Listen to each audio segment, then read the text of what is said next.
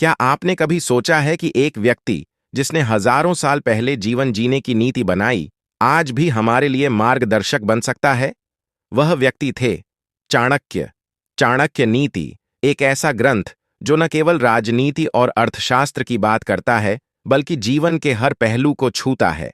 आज के इस वीडियो में हम जानेंगे चाणक्य नीति के उन अनमोल सूत्रों को जो आपके जीवन को नई दिशा दे सकते हैं। तो चलिए इस ज्ञान यात्रा की शुरुआत करते हैं। आचार्य चाणक्य को ही कौटिल्य, विष्णुगुप्त और वात्सायन कहते हैं। उनका जीवन बहुत ही कठिन और रहस्यों से भरा हुआ है। आओ जानते हैं उनके जीवन की संक्षिप्त कहानी। मगध के सीमावर्ती नगर में एक साधारण ब्राह्मण आचार्य चणक रहते थे। चणक मगध के राजा से असंतुष्ट थे। चणक किसी भी तरह महामात्य के पद पर पहुंचकर राज्य को विदेशी आक्रांताओं से बचाना चाहते थे। इसके लिए उन्होंने अपने मित्र अमात्य शकटार से मंत्रणा कर धनानंद को उखाड़ फेंकने की योजना बनाई। लेकिन गुप्तचर के द्वारा महामात्य राक्षस और कात्यायन को इस षड्यंत्र का पता लग गया।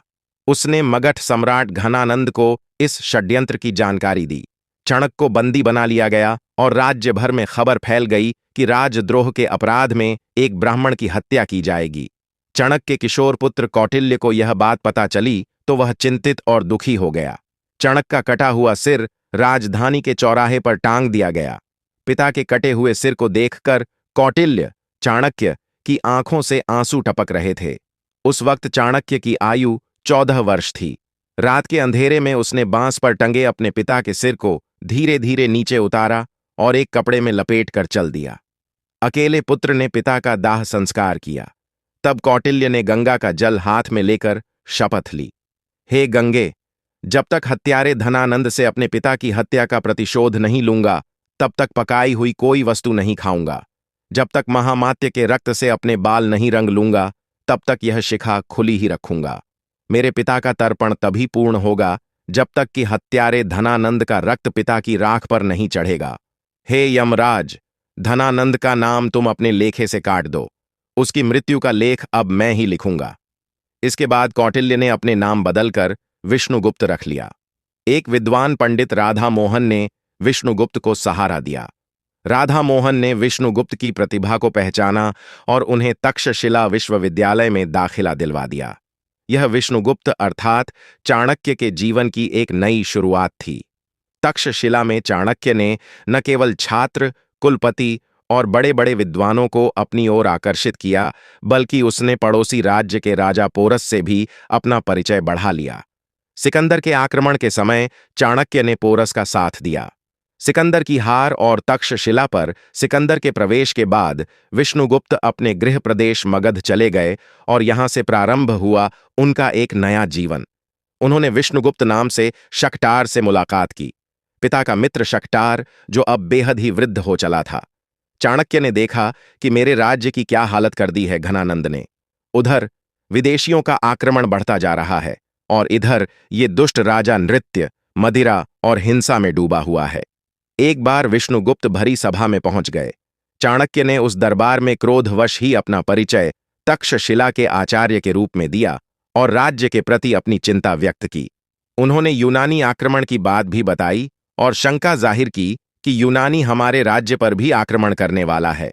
इस दौरान उन्होंने राजा धनानंद को खूब खरी खोटी सुनाई और कहा कि मेरे राज्य को बचा लो महाराज। लेकिन भरी सभा में आचार्य चाणक्य का अपमान हुआ, उपहास उड़ाया गया।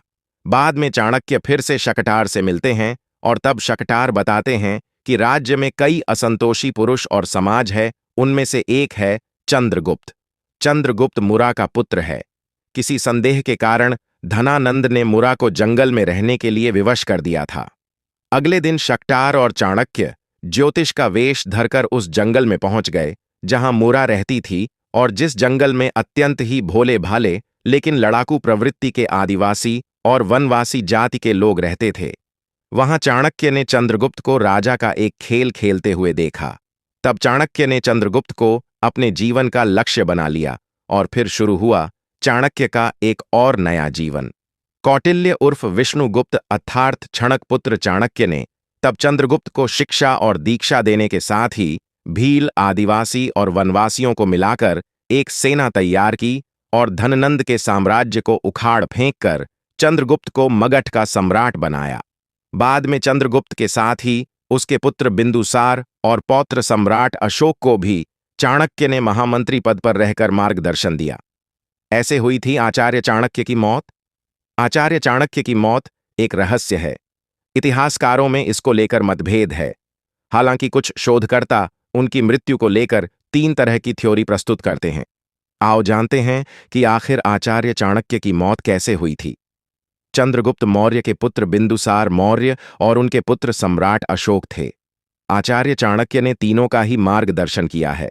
चाणक्य का जन्म ईसा पूर्व 771 में हुआ था, जबकि उनकी मृत्यु ईसा पूर्व 283 में हुई थी। चाणक्य का उल्लेख मुद्रा राक्षस, बृहत्कथाकोश, वायु पुराण, मत्स्य पुराण, विष्णु पुराण, बौद्ध ग्रंथ महावंश, जैन पुराण आदि में मिलता है। बृहत्कथाकोश अनुसार चाणक्य की पत्नी का नाम यशोमती था। मुद्रा राक्षस के अनुसार चाणक्य का असली नाम विष्णुगुप्त था। चाणक्य के पिता चणक ने उनका नाम कौटिल्य रखा था। चाणक्य के पिता चणक की मगध के राजा द्वारा राजद्रोह के अपराध में हत्या कर दी गई थी। चाणक्य ने तक्षशिला के विद्यालय में अपनी पढ़ाई पूरी की। कौटिल्य नाम से अर्थशास्त्र एवं नीतिशास्त्र लिखा। कहते हैं कि वात्स्यायन नाम से उन्होंने ही कामसूत्र लिखा था। चाणक्य ने सम्राट पुरु के साथ मिलकर मगध सम्राट धननंद के साम्राज्य के खिलाफ राजनीतिक समर्थन जुटाया और अंत में धननंद के नाश के बाद उन्होंने चंद्रगुप्त को मगध का सम्राट बनाया और खुद महामंत्री बने। चंद्रगुप्त के दरबार में ही मेघस्थनीज आया था, जिसने इंडिका नामक ग्रंथ लिखा। चाणक्य के कहने पर सिकंदर के सेनापति सेल्युक्स की बेटी हेलेना से चंद्रगुप्त ने विवाह किया था। आचार्य चाणक्य की मौत के बारे में कई तरह की बातों का उल्लेख मिलता है। कहते हैं कि वे अपने सभी कार्यों को पूरा करने के बाद एक दिन एक रथ पर सवार होकर मगध से दूर जंगलों में चले गए थे और उसके बाद वे कभी नहीं लौटे। कुछ इतिहासकार मानते हैं कि उन्हें मगध की ही रानी हेलेना ने जहर देकर मार दिया गया था। कुछ मानते हैं कि हेलेना ने उनकी हत्या करवा दी थी। कहते हैं कि बिंदुसार के मंत्री सुबंधु के षड्यंत्र के चलते सम्राट बिंदुसार के मन में यह संदेह उत्पन्न किया गया कि उनकी माता की मृत्यु का कारण चाणक्य थे। इस कारण धीरे धीरे राजा और चाणक्य में दूरियां बढ़ती गईं और एक दिन चाणक्य हमेशा के लिए महल छोड़कर चले गए। हालांकि बाद में बिंदुसार को इसका पछतावा हुआ। एक दूसरी कहानी के अनुसार बिंदुसार के मंत्री सुबंधु ने आचार्य को जिंदा जलाने की कोशिश की थी, जिसमें वे सफल भी हुए। हालांकि ऐतिहासिक तथ्यों के अनुसार चाणक्य ने खुद प्राण त्यागे थे या फिर वे किसी षड्यंत्र का शिकार हुए थे, यह आज तक साफ नहीं हो पाया है।